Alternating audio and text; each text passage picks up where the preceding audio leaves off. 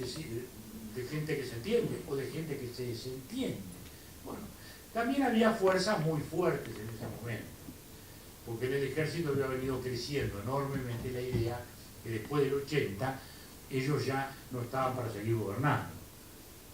Y allí viene una cosa que caricaturescamente digo, entre el militar gorila y el militar, llamémosle progresista, hay una gran diferencia. El gorila normalmente, hablo en caricatura, pero eran los términos que el gorila es un individuo que no le gusta la política, que la desprecia, y cuando actúa en ella se siente bombero, apaga el incendio. En este caso era, no, salvamos al país del comunismo, no vamos, porque esa cosa es puya, la política no es para nosotros.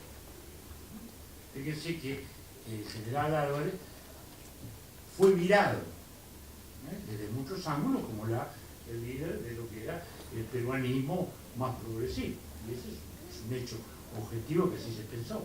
Lo que pasa es que seguro el progresista era aquel que quería hacer política y sustituir a los otros, digamos, ¿no? Esto es un poco caricaturesco, pero de algún modo muestra ese tipo de tendencia. Había mucha gente que ya estaba aburrida. Lo que teníamos que hacer lo hicimos, y acá lo que estamos haciendo es hipotecarnos. Y a muchos les pasó otra cosa, que son factores también subjetivos muy importantes. En Medina pesaba mucho eso, por ejemplo. Dice, yo no estoy para poner las armas en favor de una ambición personal. A Medina, por ejemplo, le pesaba muchísimo. Él no quería ser un instrumento de Álvarez, digamos, o de quien quisiera quedarse. Entonces podíamos tener otras diferencias, pero esas son cosas que, bueno, yo las traigo aquí para que queden de algún modo bien en el registro, porque son factores que el historiador no podrá dejar de entender o de mirar algún día, ¿no? Sí. ¿Funciona esto? Abajo. ¿Qué? Abajo. Abajo. Bueno.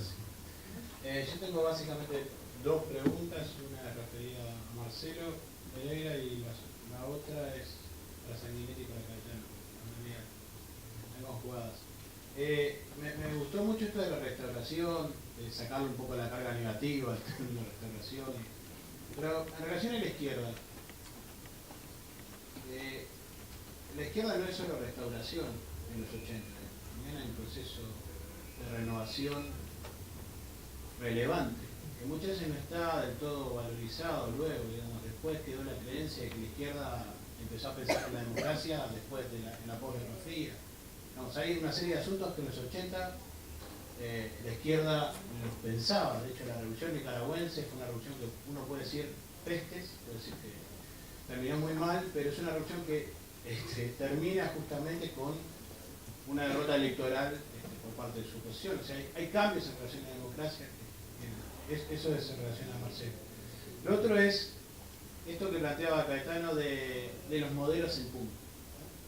De si efectivamente había modelos en pugna, y él planteaba que el hecho del pacto, digamos, negociación del Club Naval develaba diferentes visiones acerca de la noción de democracia.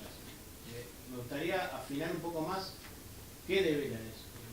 Creo que un eje central en esta cuestión, no sé, es una pregunta que tengo, es la relación entre los movimientos democratizadores y la sociedad civil, o los movimientos sociales, o el movimiento antidictatorial, la relación que debían tener en un nuevo régimen democrático esos movimientos sociales, ¿no? Me pregunto, en realidad la pregunta es más para Caetano que para Sanguinetti. Para Sanguinetti es cómo veía la movilización social en el 83, 84. Si efectivamente era un elemento que ayudaba en la negociación o era un elemento que era un problema. Pero van de la mano las dos. Sí. No, por supuesto que en la izquierda hay, yo creo que felizmente, una serie de cambios en ese periodo. Pasa que esos cambios en realidad pasan un periodo de prueba de fuego de rearticulación después de que termina la dictadura. El pensamiento que podíamos tener los que estábamos haciendo trabajo semi-legal o semi-clandestino, como lo quieran llamar, porque yo insisto que acá el problema no es no fue en la resistencia lo legal o lo clandestino. Cosas clandestinas hacíamos todos los que militábamos. El tema es que algunos además queríamos hacer cosas legales y articularlas, pero no habíamos pasado a clandestinidad casi nadie. Te digo, ahí aprendimos una cantidad de cosas. Yo supongo que la gente que estuvo exiliada también debe haber aprendido otra cantidad de cosas. Yo tengo esa queja de que no siempre contó lo que había aprendido. O a lo mejor estuvo muy colgada en Uruguay y no le prestó atención a lo que pasaba a su alrededor, no sé. Y bueno, la gente que estuvo presa hizo sus reflexiones en la medida que pudo y sus intercambios, y en algunos casos tomó decisiones políticas fuertes, hubo decisiones de movimientos políticos en la cárcel y cosas por el estilo. Ahora, todo eso en realidad no hubo en los plazos del fin de la dictadura tiempo ni ocasión de procesarlo integralmente, cuando además estaban cambiando las cosas en el mundo al mismo tiempo, ¿no? Y pasaban cosas muy raras. Digo, hoy Marina preguntaba por las afinidades. Acoto, ahí tomando con pinzas, cuando Wilson Ferreira volvió de Uruguay era imperativo para los militares meterlo preso. Volvió Rodney Arismendi y no lo metieron preso. Entonces hay que pensar un poco qué significa eso, ¿no? Digo, porque las cosas son un poco más complicadas, porque más acusaciones contra Arismendi que las que podían tener, difícil, ¿no? Y sin embargo a nadie se le ocurrió meterlo preso. En fin, o sea que alguna intención de incidir las elecciones yo creo que había. Sí, sí. Yo creo que alguna intención de incidir las elecciones había. Pero digo, todo eso lo tratamos de procesar después. Yo creo que nos costó mucho procesarlo y que las situaciones además fueron muy desparejas, ¿no? Tampoco hay una situación en la izquierda de que vino la restauración o vino... Eso pasó distinto en las organizaciones. En algunos lados no hubo ninguna restauración, de hecho, en el Partido Demócrata Cristiano, por ejemplo, ya una dirigencia formada hace unos años no vuelven de la historia, se van del partido al revés, y en otros grupos pasa lo mismo, en otros en cambio sí. Pero ese proceso de síntesis se hace mucho después y yo creo que en realidad no se hace bien, y que la izquierda también por ahí pierde cosas que debería haber aprendido.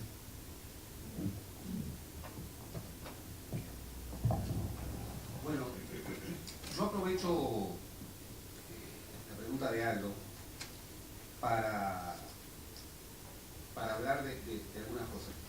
Y adviertan, instalar nuestras diferencias desde la comunidad de régimen, entre otras cosas, supone tolerancia activa y hasta delicadeza en lo que decimos. Yo creo que todos aquí hemos, para bien, restringido nuestras diferencias. Yo voy a marcar algunas diferencias. Por ejemplo, yo no estoy de acuerdo para nada que la democracia de hoy sea comparable con la democracia que teníamos al comienzo de los años 60. Creo que yo no lo suscribo de modo alguno y creo que ningún historiador lo puede documentar. Más aún, los historiadores han probado de manera palmaria, y esto no implica nada más que eso, pero nada menos que eso, que la democracia del comienzo de los 60 era democracia con embriones militaristas, era democracia con violencia a la izquierda y a la derecha, habían actos antisemitas, o cuándo le marcaron la esvástica a Soledad Barreto. Entonces, ahí hay un tema de fondo. Nuestra democracia hoy, justamente, no tiene nada que ver con la democracia de comienzo de los años 60. Lo cual no quiere decir más que eso. No legitima nada. Simplemente establece dos momentos completamente distintos. Segundo, yo también estoy de acuerdo con lo que señalaba, que no se puede hablar del 85 por lo que pasó 30 años, durante los 30 años. No, porque eso sí es hacer historia contrafáctica, porque lo que pasó durante estos 30 años tiene que ver con muchas cosas. Por ejemplo, uno podría decir, pasó una revolución electoral. Los partidos tradicionales en el año 84 tuvieron 76% del electorado. 10 años después tenían el 60% del electorado. Y 20 años después tenían el 47% del electorado. ¿Cómo leer eso? Bueno, obviamente no tenemos que buscar el 85 la respuesta para eso.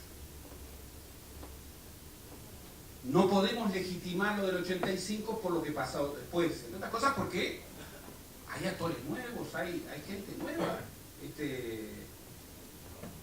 El primer presidente que no estuvo en el tinglado del acto del 83 fue Tabaré Vázquez.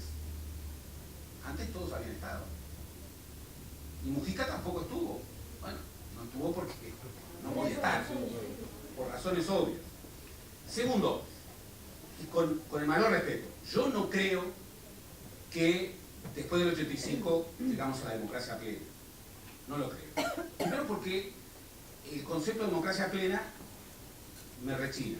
Pero sobre todo porque, de verdad, creo que hay un asunto fundamental que entra dentro de las concepciones de democracia que estuvieron en debate en los proyectos de salida, que es la justicia.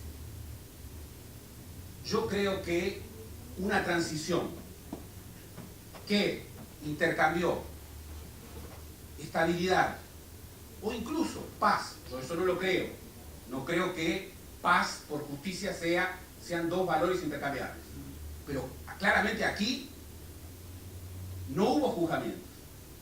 Y lo que revela el libro de Kathryn Sitkin es que la visión de la transitología, la visión de los especialistas de la transición, que decía, si hay justicia, va a haber democracia débil. Si hay justicia, se va a debilitar el Estado de Derecho. Si hay justicia, no va a haber paz. La historia lo desmintió. Lo que no se haga de inmediato no se puede hacer después. La historia lo desmintió. Y ahí simplemente no me da el tiempo. Refiero a la visión de Kathryn Sitkin y de otros muchísimos historiadores y politólogos que han trabajado esto en clave comparativa, no solamente respecto a las dictaduras de América Latina, sino respecto a los procesos dictatoriales más allá de América Latina. Yo creo que en los modelos de salida estaba en debate el tema de la justicia. Lo cual no quiere decir o todos o nadie. No. Todos sabían que no todos iban a ir. No todos iban a ser sometidos a la justicia.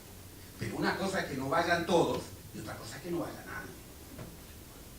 El proyecto Sumarán Batalla es un proyecto que antes de presentarse en el Parlamento, no casualmente, fue demolido. Incluso demolido por los partidos de ambos proponentes. De ambos proponentes. Y por supuesto también por el Partido Colorado, que respecto a eso siempre dijo que no debería haber juzgamiento. En una interpretación que el doctor Sanguinetti nunca dijo otra cosa. Yo puedo estar en desacuerdo, estoy en desacuerdo, estuve en desacuerdo siendo joven, pero el doctor Sanguinetti lo dijo siempre. En cambio, no creo que podamos hablar de democracia plena cuando pagamos el precio tremendo que es para una sociedad la impunidad. Realmente, allí había un debate que era un debate de fondo, que era un debate de riesgo. Claro que era un riesgo. No estoy leyendo, no estoy analizando el partido del sábado con el diario del lunes. No. Quiero decir, ahí había una cuestión de riesgo, pero también había una cuestión de riesgo, es decir, no hay juzgamiento. Y creo que el riesgo a la vista está. 30 años después seguimos discutiendo esto. Y no porque hagan nostálgicos, sino porque hay, familiares que no saben dónde está los restos de sus... Y esto no es demagogia. Hay quienes dicen, esto se va a terminar cuando se mueran los unos y los otros. Totalmente en desacuerdo. Yo no quiero eso. No quiero que se muera las madres sin saber dónde están. Y eso tenía que ver con el modelo de salida. Había debates que tenían que ver con la visión del máximo democrático, no del máximo democrático, de una democracia en perspectiva, la CONAPRO. La CONAPRO era la idea de buscar un acuerdo en donde estuvieran también los actores sociales y buscar un acuerdo que era, bueno, darle viabilidad económica. Es totalmente cierto lo que dice el doctor Sanguinetti. Pero es también cierto que esa sociedad, durante el ajuste recesivo, destruyó lo que quedaba de la sociedad interintegrada. Y el drama, ustedes imagínense, 46% de pobres. Un coeficiente de Gini superior al 0,60, como nunca tuvo el país. Un coeficiente de mortalidad infantil de 0,40 por 1000, que ese índice, era el índice africano. Bueno, y así habían distintas propuestas.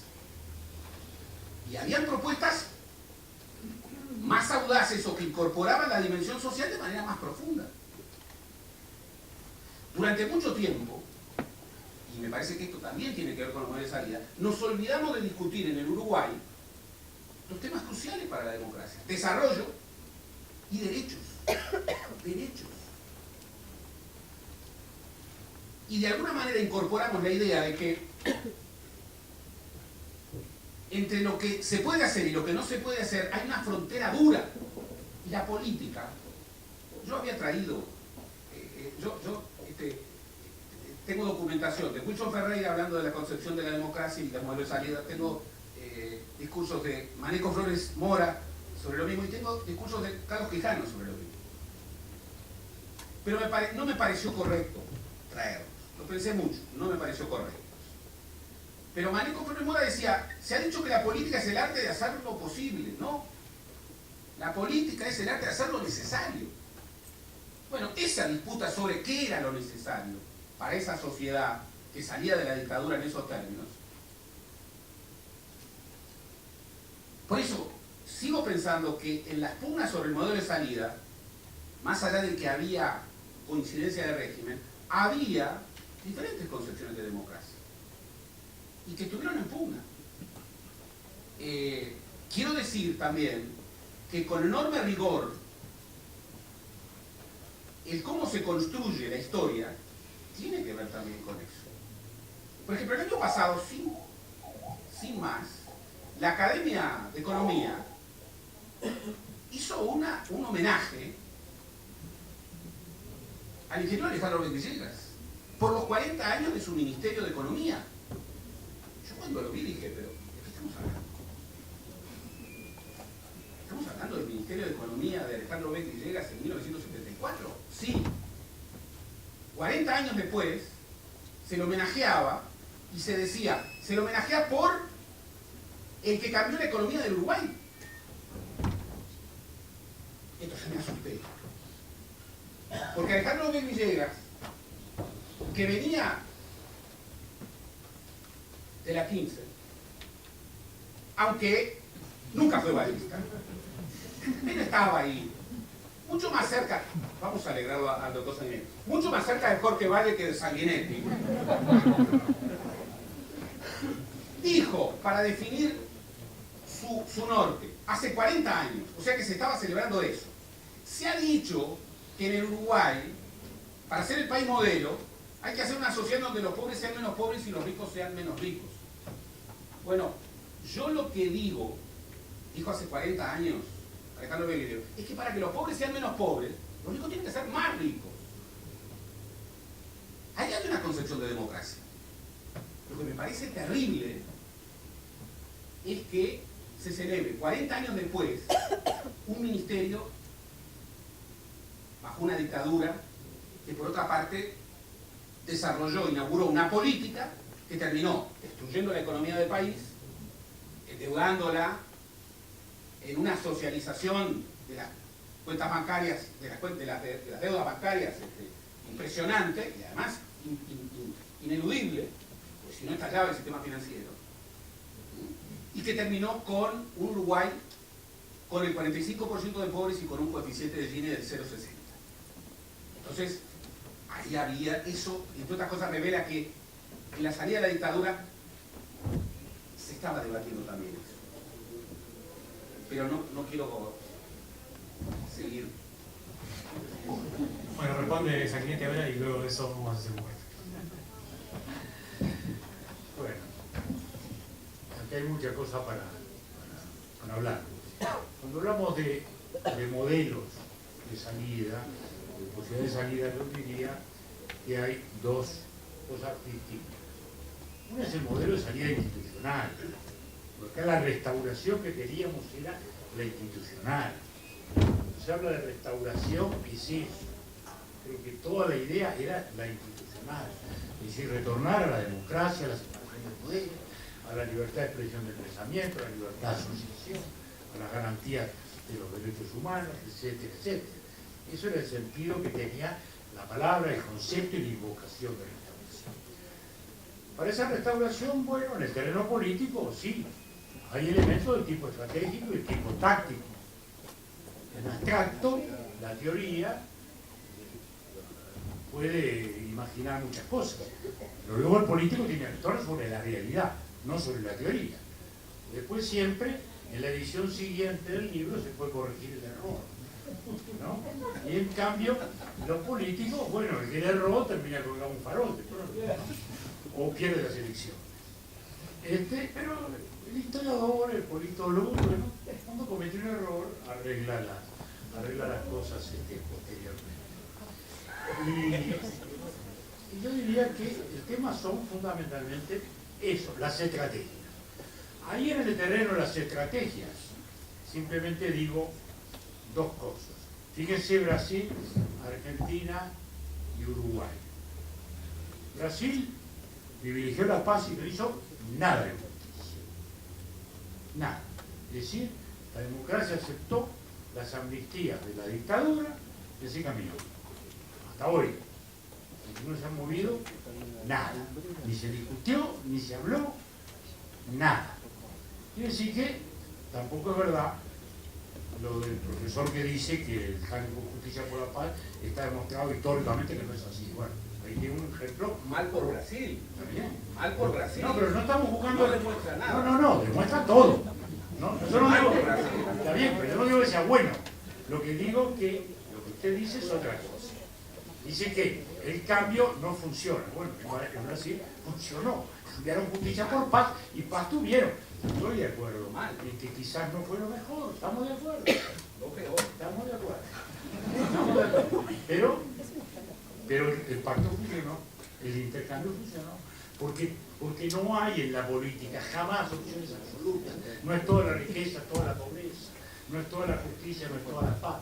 Siempre son variables relativas, en función de los momentos históricos. Segundo tema.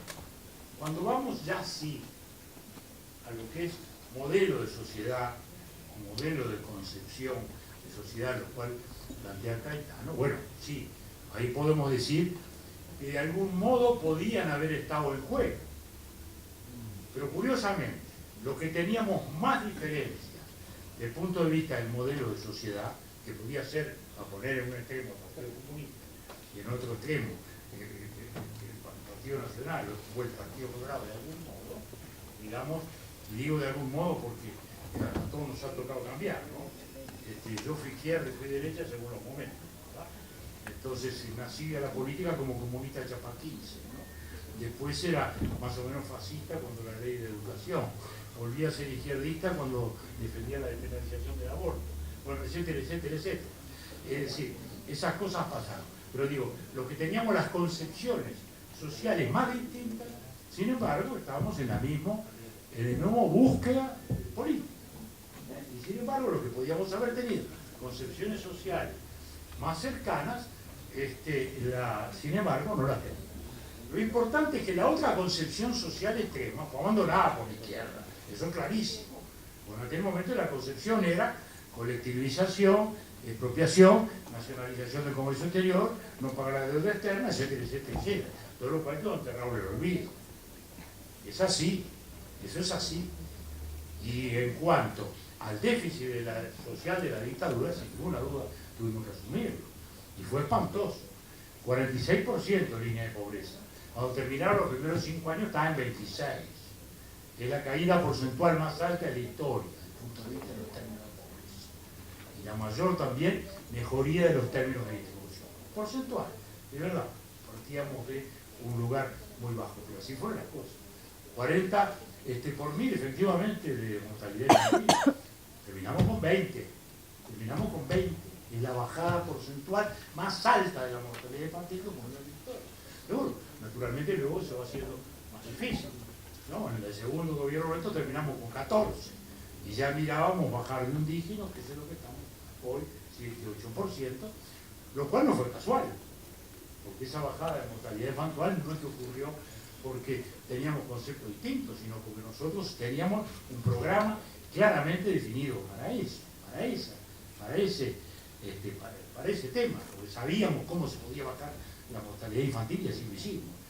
De modo que eso no era un debate, y en todo caso podíamos tener coincidencias en el propósito, y creo que, más allá de las coincidencias en el propósito, yo creo que lo logramos en los hechos, porque aquella democracia, que como decía Alfonsín, no solo sirve para hablar, sino también para comer, digamos, también, aún en ese periodo tan crítico, sirvió, porque teníamos que salir de ese enorme lastre, que era justamente esa caída económica. En cuanto al fenómeno de la justicia y la paz, termino con esto, naturalmente es un tema que carga mucho de pasión, ¿no? Y entonces, naturalmente, uno puede hablar de impunidad en muchos sentidos. Hoy estamos a 14 de abril, nos enfrentamos al día de aquel espantoso asesinato que ocurrió del profesor Acostilara y de otras personas, ¿no? En tiempos que, bueno, la diferencia de edad hace que usted vibre, cuando habla de la dictadura, yo también vibro, ¿no? Cuando nos tocó tener que defender una democracia muy comprometida de quienes, no creyendo en ella, creían que el proyecto revolucionario estaba autorizado a asesinar y a matar y a asaltar. Bueno, fuera nacido, pero vivo. Está bien, bueno, no, pero no lo vive igual, porque también ahí hubo un enorme porcentaje de impunidad que tuvimos que absorber nosotros en nombre de la paz. Y bueno, y esa es la vida. La democracia siempre es imperfecta, en eso estamos de acuerdo, es un proyecto nunca acabado, la paz nunca es total, la justicia nunca es absoluta, y por suerte esa es la construcción permanente en la cual tenemos que estar los hombres y las mujeres libres.